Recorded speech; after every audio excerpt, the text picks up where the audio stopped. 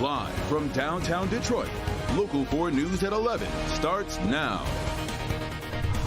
Day one of the UAW's targeted strike against auto plants full of honking horns and fiery speeches. We've got to turn this country around. The billionaire class keeps taking all the loot.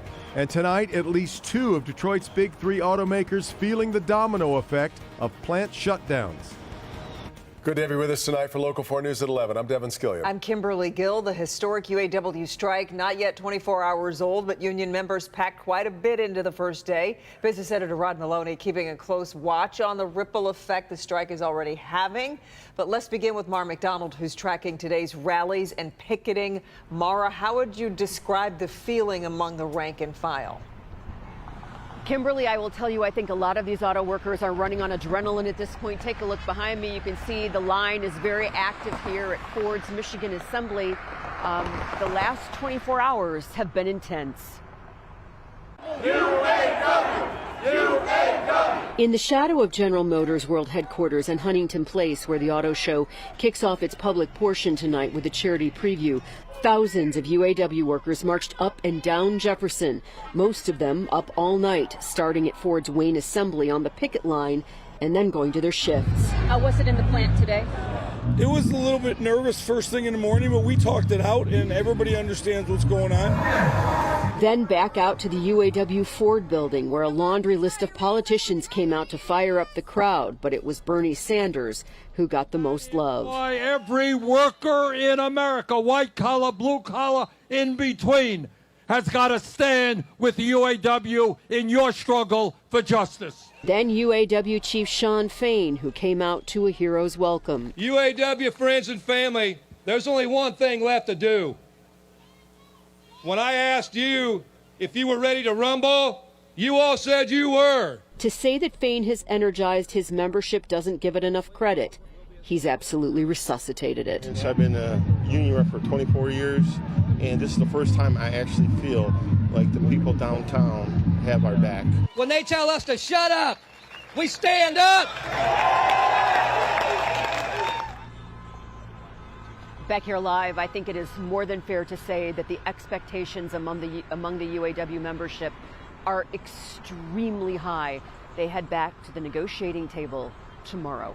We're live in Wayne tonight. I'm Mara McDonald, Local 4. I think that frames it just right. Hasn't just energized it, resuscitated it for a lot of these union members. All right, Mara. All right, well, as we near the end of the first 24 hours of the stand-up strike, we're already beginning to see the ripple effect on production. Ford and General Motors, the first to say they are seeing part shortages and layoffs in their future. Business editor Rob Maloney has had a very busy 24 hours. With us now live tonight at Huntington Place with the latest. Rob. Yeah, good evening, Devin. Good evening, Kimberly. It's one of those situations where an auto plant's massive. They do a lot of differing things. Parts go, from one place to another in order to make differing things. It's very complex, and it's also one of those things that Shawn Fain was counting on in terms of being able to turn off supplies of those parts, and that's exactly what we're seeing tonight. In this unusually open atmosphere, we're getting unexpected inside industry background, like Ford putting out a statement telling us the UAW struck the paint shop and final assembly sections of Michigan Assembly. Putting about 3,800 line workers on the picket line is seeing production issues already. 600 employees not to report to the integrated stamping section on Friday. They handle parts needing protective e-coating, and that comes from the paint plant. No paint department, no parts, no work. GM also saying the Fairfax, Kansas plant, where 2,200 workers build the Cadillac XT4 SUV and the Chevy Malibu, is likely to shutter next week. It's about to run out of stamped metal parts from the Wentzville, Missouri assembly plant the UAW included in its targeted strike Thursday night. General Motors Global Manufacturing Executive Vice President Gerald Johnson weighed in on the strike's ripple effect and the last national contract, which had that 6-week strike. I'm hopeful that we will not repeat 2019. If I learned anything in 2019, it's that no one wins when we're on a strike. Myself and the GM team will continue to work hard with everyone's best interests as our focus. Now, if you're looking for a way to end this strike, an unlikely player's weighed in. Former Automotive Task Force Chief Harry Wilson, who helmed the GM and Chrysler bankruptcies, offered a wage number in this instance that exceeds what's on the table. Even if you assume a normalized inflation going forward, which I think is more likely than not, that ends up being 30% above where they are today over that period of time. And so you can look at that as, I think, fair. It allows workers to keep up with inflation. We'll see if that's where this ends up. I'm talking to a number of people who think that's probably where this is headed, maybe 32%. But here's the thing. The auto workers who are out on strike, about 13,000 of them, get a $500 a week paycheck out of the strike fund from the UAW. But here's the thing. They have to wait 8 days to get it. So it's not next week, but days into the next week where they receive their money.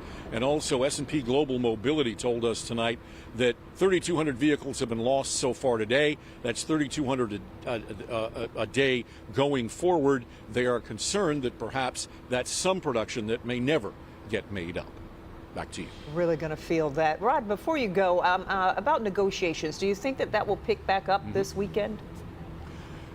Yes, the sources that I'm talking to close to the negotiations say that, yes, indeed, they will be back in earnest probably first thing in the morning to see if they can get some movement on this thing. I don't think anybody's comfortable in this situation. They want a quick end, and I think that the car companies are knowing that this is serious. They don't want to keep losing money, so we could see some movement, right away. Yeah, and we'll be watching for it closely. Thank you, Rod.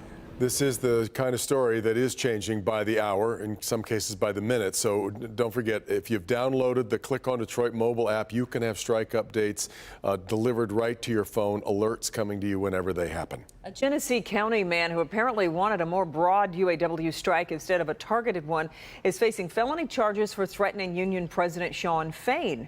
Zachary David White of Davison was arrested after a coordinated investigation between the county sheriff and UAW security services. The prosecutor says White sent Fain threatening text messages at 3 in the morning this past Wednesday. We don't know the specific threats, but one of the charges against White involves the threat of a bomb or harmful device. The other charge is false report or threat of terrorism. The latter is a 20-year felony.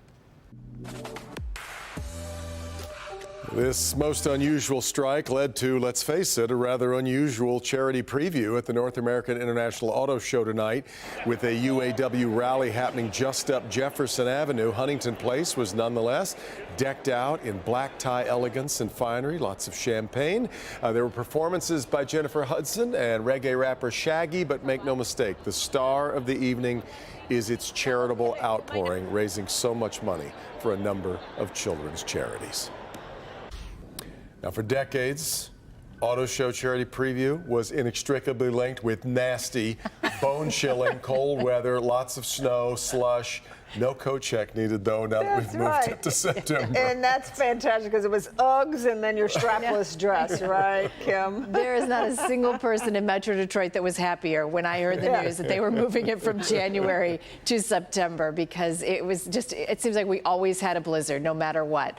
But it's been a nice night. It's a little on the cool side, but not too bad. Dropping down right now to 52 already in Port Huron. Port Huron, you folks will get down into the 40s tonight. The rest of Metro Detroit staying right around 50 to 51 degrees. It's 62 downtown, 59 at Metro Airport. Big game at U of M tomorrow, and it's a night game. Now, we're going to start out in the 70s. We'll get some clouds. That will help act as kind of like a blanket. But once that sun sets, it does get chilly. So temperatures will drop down into the upper 50s to low 60s by about halftime. And then if you're headed to Michigan State, that game's at 5 o'clock. It's going to be a little cool by the time, again, that game winds down. Once the sun sets after 8 o'clock, it does get chilly. But the rest of us here in Metro Detroit enjoying some sunshine and temperatures tomorrow in the low 70s, but there is rain for the second half of the weekend, and we'll talk about timing in just a couple minutes. Kim, back to you here shortly. The Oakland County Health Division is reporting a suspected case of hepatitis A exposure in Clarkston. The suspected case associated with the Ivy Lounge at the Pine Knob Music Theater. Health Division is advising all season members, guests, and staff who consume food at that location. If you were at the Leonard Skinner concert, Arctic Monkeys, or the Foreigner concert, this was all between August 26th and August 30th, you are advised to monitor for symptoms. If you were at the run of shows starting with Disturbed on September 1st through Jason Aldean, which was September 8th, you were advised to get vaccinated as soon as possible. There were tears in the courtroom this morning as 3 men were acquitted in the final trial linked to a plot to kidnap Governor Gretchen Whitmer. The jury found Eric Molitor and twin brothers William and Michael Null not guilty on all the charges against them. The men were accused of supporting leaders of the plot and also faced weapons charges. Defense attorneys called them pawns who never intended to do anything violent, and the jury agreed. Alcohol sales inside Spartan Stadium will begin tomorrow at MSU. It comes after Governor Whitmer signed a bill back in July that would lift a ban on selling alcohol at college sporting events in the state. If you plan on going, here's what you need to know. Liquor sales will begin 1 hour before the start of the game. Tomorrow's game starts at 5, by the way. It will end when there are 10 minutes remaining in the third quarter. Also, there will be a limit of 2 drinks per person, and alcohol is not allowed to leave the stadium. MSU taking on Washington tomorrow afternoon.